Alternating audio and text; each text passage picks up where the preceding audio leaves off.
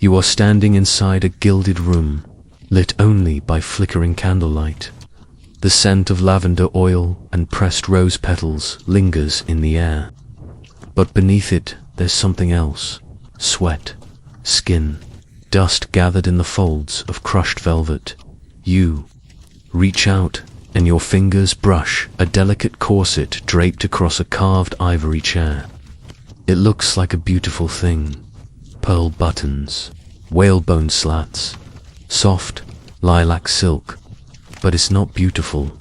Not really. This is a cage. A royal one, and inside it is a girl.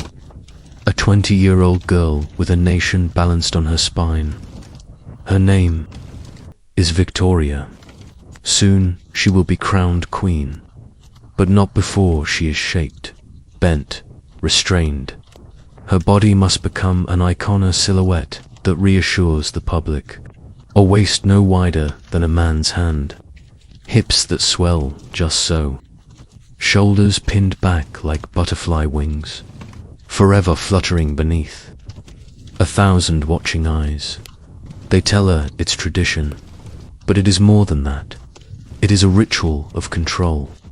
A quiet violence disguised in lace and formality. Each morning, the ritual begins again. You feel the cold floor beneath your bare feet. You see the maid's hands tighten the laces. 1 pull, 2, 3. Victoria can't speak. Her ribs crackle softly as her lungs surrender to the pressure. She stands. She does not complain. The corset has already trained her to be silent. Her spine is straight not because of posture, but because pain has no curve. Her breathing is shallow, barely enough to whisper, but her smile remains intact, like the porcelain dolls lining her nursery shelves. Outside, crowds cheer her name. Inside, she can't bend to pick up a dropped letter. She can't eat more than a few bites without nausea. She can't sleep lying flat-not with the corset still fastened. And it is always fastened. It must be, because this isn't just about beauty. It's about power. Power that demands her suffering to be unseen. Power that carves obedience into the flesh.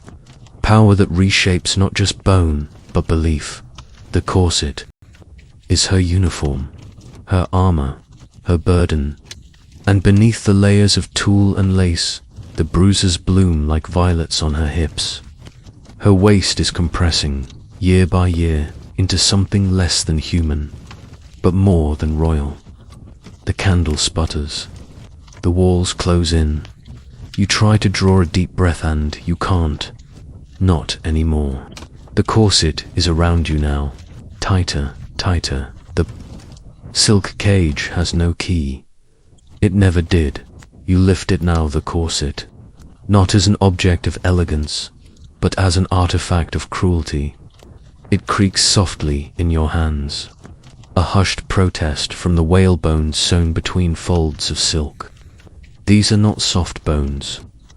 They are carved from the mouths of leviathans, boiled and filed until sharp enough to draw blood beneath the skin. Victoria's corset was never meant to be worn. It was meant to be endured. Each part serves a purpose. The steel busk at the front presses against her solar plexus, a flat, cruel tongue that stiffens her entire torso. The eyelets at the back, lined with brass, invite the pulling of laces, tighter, tighter still. Now imagine this being done to a girl barely 20, barely crowned. Her body is not finished growing, but the corset decides for her. It shapes her, disciplines her, silences her. Not just in public, but even in solitude. There is no escape from its design. Even in her dressing gown, she feels at the phantom grip around her ribs. The whalebone slats dig into her hips. They leave lines that never quite fade. The linen lining soaks through with sweat. And still, it must be worn. Even in summer, even in mourning, even during illness. Doctors take note. Some whisper about displaced organs, about collapsed lungs, but their warnings are quiet, and the corset is louder. You run your hand along its inside lining.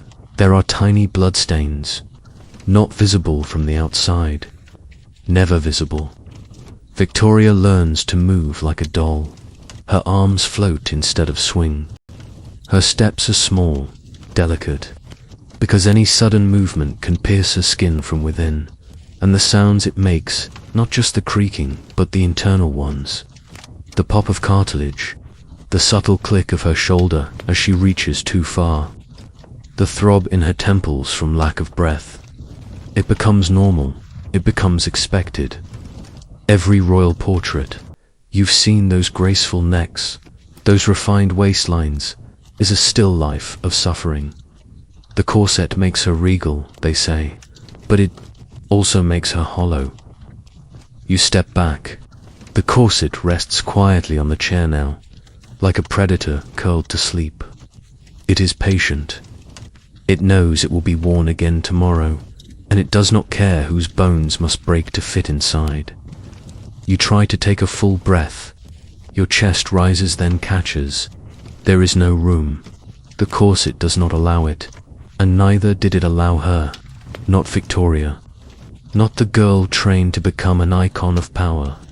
While her lungs strained beneath embroidered silk dot, inside her private quarters, the windows are shut tight.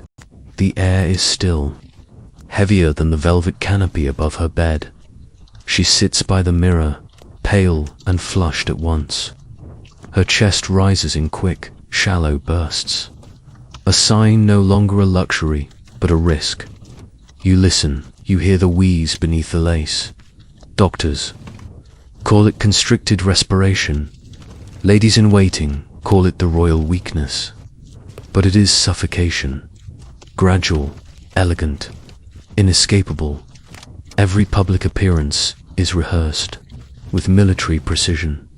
Step, pose, smile. But behind the curtain, the same girl must sit for 20 minutes to recover. Her maid fans her as her fingers tremble. This is not illness. This is architecture failing flesh. You read a physician's notes, hidden in the folds of history. They speak of reduced lung capacity, collapsed lobes, hypoxia. But their words were hushed, buried beneath etiquette and silk.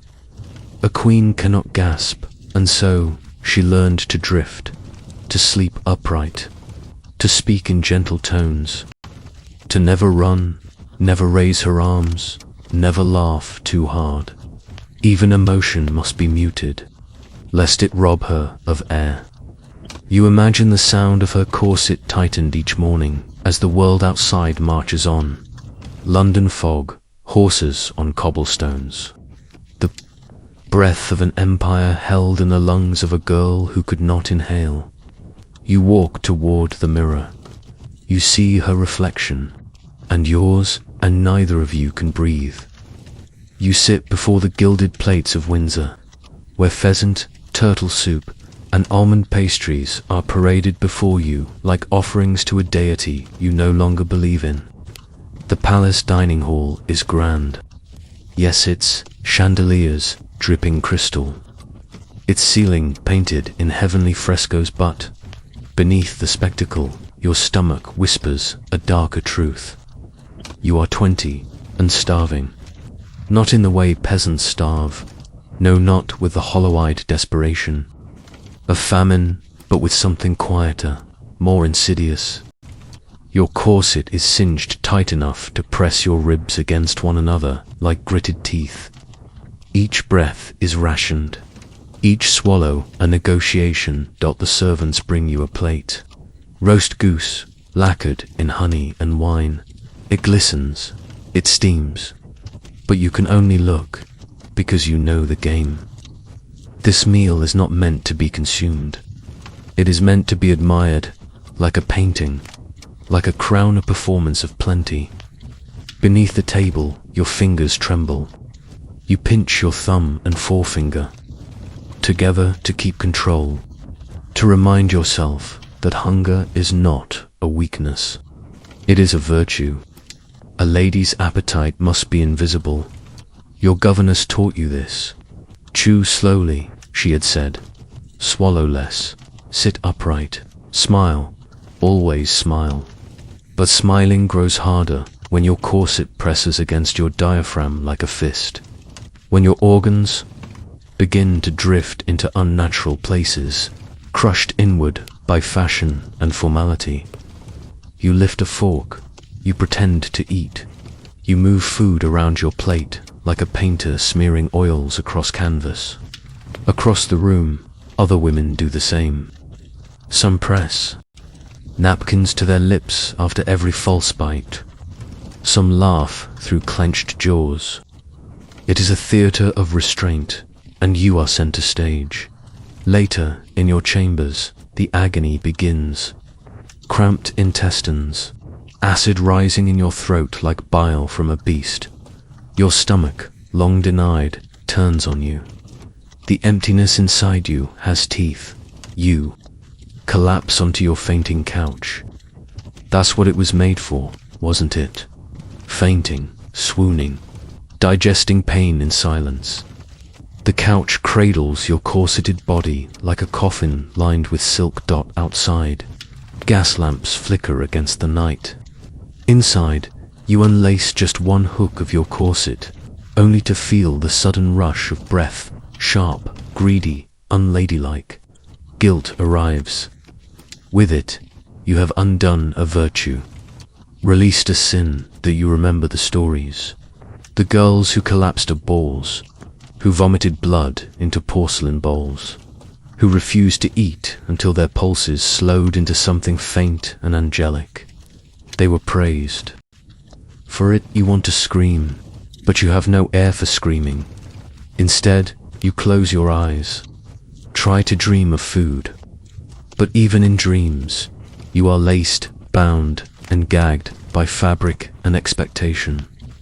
This is how royalty, Hungers, not with need, but with ceremony, not for food, but for control. And you, trapped in this velvet cage, are learning that starvation is just another form of obedience. A feast you were never meant to touch, a banquet laid out in your honor but meant only for ghosts. You are 20 years old, and your ribs are blooming bruises beneath brocade. Your hunger is holy now, and that, is the horror. You stand before the mirror again, but this time something has changed. Your reflection doesn't belong to you anymore. The pale cheeks, the drawn-in waist, the aching ribs beneath silk and lace, it's all too perfect, too controlled. Your corset is no longer just a garment. It has become an instrument of law, a relic of social control, invisible, silent, absolute. You tug at the stiff boning along your ribs, but it doesn't yield. It never has. By 1850, the corset was more than fashion in Britain. It had become a moral uniform. And for women like you, just 20, still learning the taste of air, it was a prison sentence, dressed in ribbons. You feel the daily discipline etched into your spine. One wrong posture and your governess would scowl. 2, and the walking lessons resumed. Books on heads, rods down backs, a cane ready for correction. Stand like a lady, they'd whisper, or risk everything. Your mother's words return like a ghostly echo. No man marries a slouch. Behind this lace and linen lies a darker tradition, one sewn into the very language of virtue. A tightly laced girl was obedient. A girl with a straight spine was pure. A girl who endured discomfort with grace was ready to serve. Queen and empire. But no one asks about the bruises beneath your chemise. You walk through drawing rooms with shoulders back, ribs compressed, lungs half-filled, and a smile that costs. You pain. Each movement reminds you, your body is not yours. It is a monument to someone else's expectations. And then there is Queen Victoria. She, too, wore the stays. Her silhouette, the ideal, was mimicked by every tailor's pattern, every fashion plate, every iron corset frame. But while her portrait graced coins and carriages, your portrait remains locked in the mirror, breathless, bound. Obedient Victorian medicine praised the corset for correcting female hysteria. Doctors warned of wandering wombs that might displace without proper support.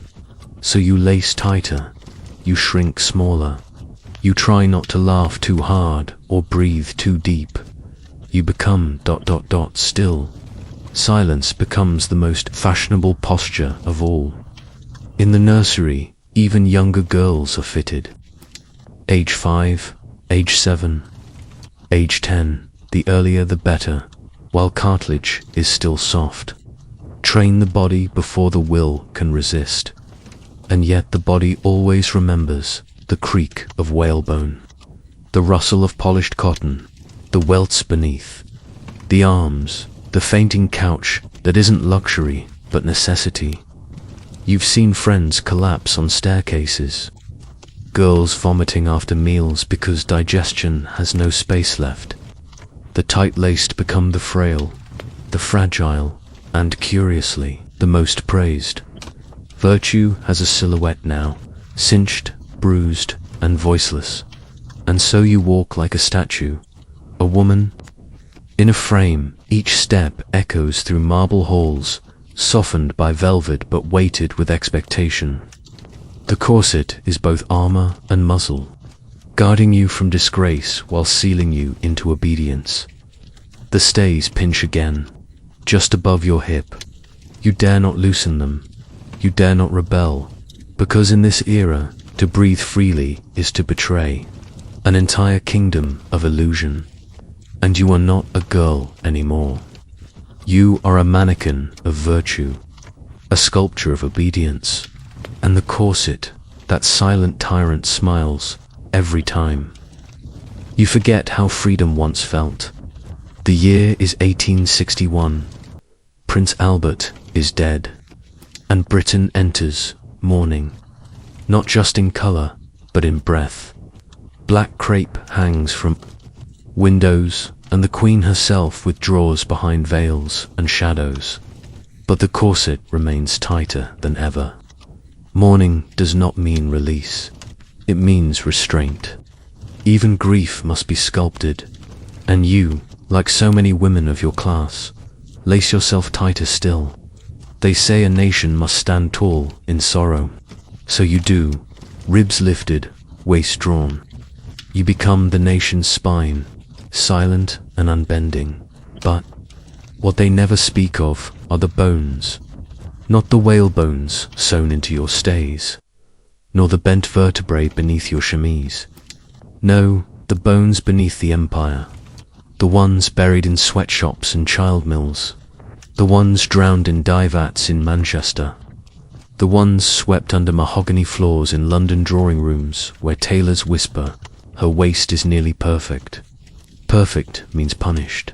Your corset, the one you wear with pride and pain, was stitched by a girl younger than you in a factory with no windows.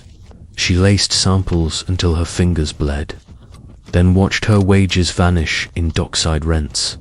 Her bones fed your elegance in India. Another girl lies still beneath cotton fields, wrapped in famine. Her family grew the fine muslin now lining your stays. But this season, the empire demanded more dye, less food, less water. Her silence feeds your silhouette. And in the Caribbean, in graves still warm, lie the enslaved hands that once harvested sugar to keep England's tea sweet and its corset makers fed. You pull your ribbons tighter. The corset does not just shape your body. It maps your place in a system built on stillness, yours and others. A system where the woman who cannot breathe becomes the model of virtue, while those who cannot afford virtue become invisible. You wear bone, you wear hunger, you wear. The empire and it wears you. Queen Victoria sits high on her throne, but even she must bow to the corset. Her grief is draped in the same silhouette. Her body, like yours, is measured and mourned in inches. She retreats into black gowns and widowhood, but her public remains obsessed with her. Waistline, even sorrow must be symmetrical. You feel the ache growing beneath your sternum. The pressure that builds when you cry too hard or breathe too deep, but you dare not loosen. That would be weakness.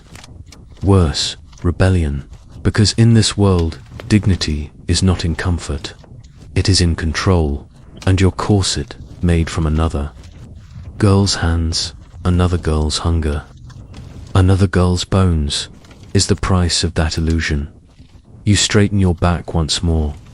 You are told this is strength, but you begin to wonder, whose strength is this? And when the corset pinches a little too hard, when the pain sings in your ribs, you remember what they said. A woman must carry the empire in her bearing, and she does, not in her arms, not in her words, but in her silence, her spine, and the crushing embrace of something that once promised beauty and delivered obedience. You feel it before you see it, a sharp pinch under your ribs, like a needle sliding beneath skin. You shift in your chair. A warm wetness begins to spread across the linen of your chemise. You know what's happening, but you do not move, because in the court of Queen Victoria, pain is protocol, and blood is just another secret a woman must learn to hide. Beneath the folds of brocade and velvet, corsets didn't just compress, they cut. The tightly laced seams could open old wounds, chafe fresh ones, and leave trails of infection the size of a sewing needle, but deep enough to turn gangrenous. Surgeons of the era documented it coldly. Abscesses beneath the bust line, blackened tissue on the lower back, ribs splintered like matchsticks from overpressure. But no one spoke of it at dinner parties. You simply excused yourself, reapplied rouge, and bled in silence. The bleeding corset was a badge of silent heroism. Fashion magazines printed illustrations of queens, duchesses and debutantes, with impossibly narrow waists, as if the body could be molded like clay. Mothers pushed daughters into these images, pressed them flat, cinched them hard until the pain became a ritual of transformation. One physician wrote in 1872, "The corset, though injurious, is a necessary cruelty. It instills discipline in both the flesh and the mind." Another declared, "A lady must suffer. It is the nature of grace." And so you did. You learned to disguise the blood with dark fabrics. You packed the sore spots with cotton. You scrubbed the rust from the metal, islets with vinegar and salt, praying no one smelled the iron on your skin. Queen Victoria's own undergarments, now preserved in museums, reveal crimson stains, sweat shadows, torn seams held together with desperate mending. Her silhouette was more than fashion. It was a battlefield.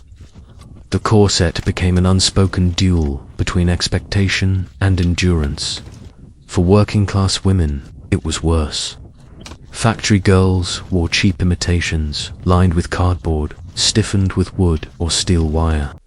These corsets snapped under pressure. One twist, and a splinter would drive into flesh. No court physician arrived. No fainting couch was offered. They worked through the pain in London hospitals. Casebooks tell of infected blisters turned to open sores. Women who removed their corsets only when unconscious or dead. Girls admitted for fever of the lungs, only for doctors to discover crushed ribs and internal bleeding from stays worn too tightly for too long. And still, the blood never made the headlines. Because fashion, like empire, demanded sacrifice. A woman who bled beneath her corset was not pitied, she was admired. She had character, fortitude, grace under pressure. Her silhouette was praised, her pallor romanticized, her fragility made fashionable. But behind the fan and the powdered face, she was breaking, bone by bone, inch by inch, drop by drop, and when she could no longer walk without pain, when her ribs had fused unnaturally, when her organs pushed against lungs too small to expand, she was simply called delicate. So you sit still now. The stain grows warm beneath your bodice. You keep your hands folded. No one must see. The corset has bitten again, and like the loyal subject you've been trained to be, you bleed quietly and smile. Because even pain, in this world, must be performed gracefully beneath the glittering canopy of the British Empire, where marble halls echoed with the rustle of silk and the clink of silver spoons. Something darker whispered from beneath. The floorboards, a quiet ancient groan, the creaking of rib cages, the soft hum of sacrifice. The throne stood tall, but it stood on bones. Not just metaphorically, though the empire was soaked in the suffering of colonies stretched across the map like bruises, but physically, anatomically, hidden inside Queen Victoria's gowns and those of her ladies, were stays made not of fabric alone, but of whalebone, ivory, and sometimes the bones of animals and humans. The corset was never just fashion. It was a scaffold, part cage, part altar. Victorian corsets were often stiffened with baleen, the flexible, elastic substance from the mouths of whales. To harvest it, crews slaughtered whales in Arctic waters, carving their jaws apart for fashion. The whalebone was then boiled, dried, sliced, and inserted into corset seams, giving it both structure and a cruel, ghostly spring. Each corset carried echoes of the ocean and the slow death of giants. But in more extreme cases, particularly in rural or colonial communities, when whalebone was unavailable, animal bones were boiled and carved into shape. In rare, horrifying instances, bones from the dead were repurposed. Archaeologists have unearthed human rib fragments carved into symmetrical lengths, pierced for stitching, silent relics sewn into stays. Museum records classify them clinically: modified phalanx, possibly used in support garment. But the truth is darker. Imagine it, a woman, lacing herself into the remnants of a stranger, draped in silk and lace above, haunted by bone below queen. Victoria's personal corsets were reinforced with up to 26 separate bones, each pressed close to her spine, breast, and waist. Over time, those bones warped with sweat and strain. Museum curators note organic distortion, but do not speak of what it meant for the queen. Ribs driven inward, a torso reshaped unnaturally, breath clipped to shallow gasps. It wasn't just the queen. The entire empire's silhouette was carved from death. The irony was unbearable. While colonies were ravaged for sugar, diamonds, and spice, women back home were being hollowed out by fashion that demanded death's architecture. A new empire of constraint. The corset was empire. Distilled, rigid, beautiful, and utterly indifferent to the suffering, required to maintain its shape. Even the language betrayed the truth.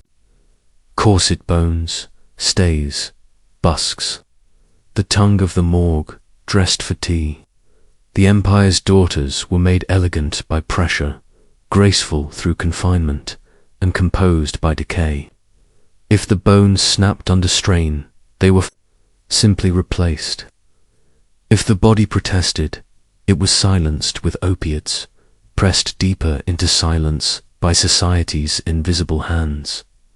And all the while, the throne endured, built on a body of rules, and of bodies broken by the time Victoria entered her later years. She could no longer breathe deeply without pain.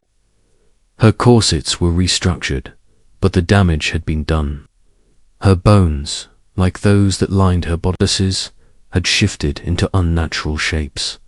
When she died in 1901, her attendants laid out the garments she had worn for decades.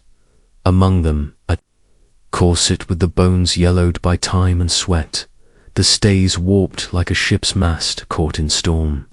The very skeleton of fashion, now still.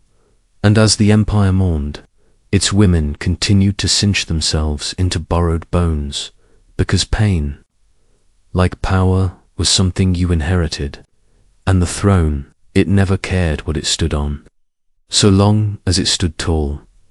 When Queen Victoria died on January 22, 1901, the world did not simply lose a monarch.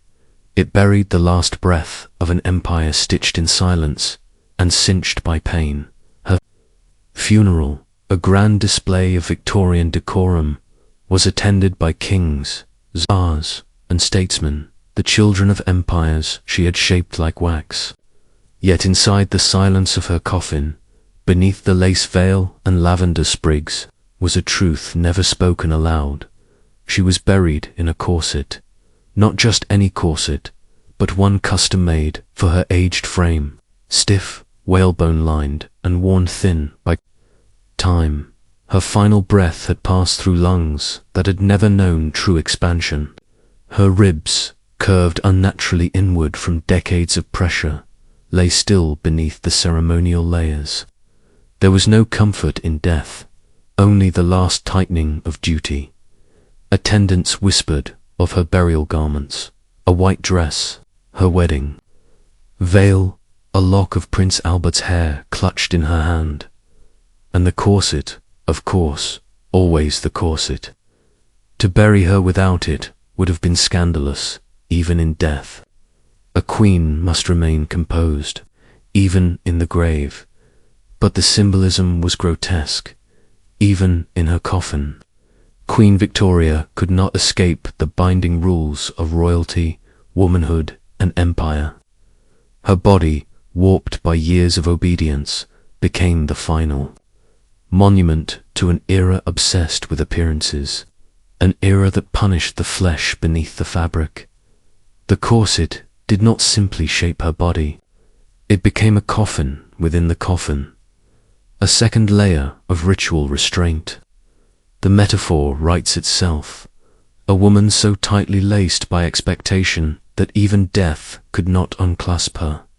Yet something deeper settled in that oak-lined silence, a reckoning. The corset was no longer fashion. It was an artifact of collective suffering. The bones inside it, once from whales, beasts, strangers, were now one with her own. The scaffolding had fused with the structure, and for millions of women who had followed her silhouette like scripture, the illusion of control unraveled, because the corset had never just belonged to the queen. It belonged to every girl forced into a shape she didn't choose, to every mother who cinched her daughter tighter, whispering that pain was beauty, to every seamstress who bled at the fingertips to sew elegance into bones, and to every anonymous body, animal or human who had been broken to build a crown. Victoria's death marked the slow death of the corset's reign. Within decades, its popularity would collapse beneath the weight of modernity, feminism, and freedom. Women began to breathe again, literally and politically. The metal busks were replaced by elastic bones dissolved into fabric. The hourglass lost its tyranny, but in some ways the corset never left. It morphed, it became psychological. The new corsets were invisible. Expectations etched in digital reflections. Beauty standards reshaped by commerce and code. The tightness moved from ribs to minds, from flesh to mirror. Still, Victoria's corset remains in a museum, yellowed, quiet, too fragile to be touched. It sits behind glass, motionless. but if you stand long enough, you can almost hear it creak.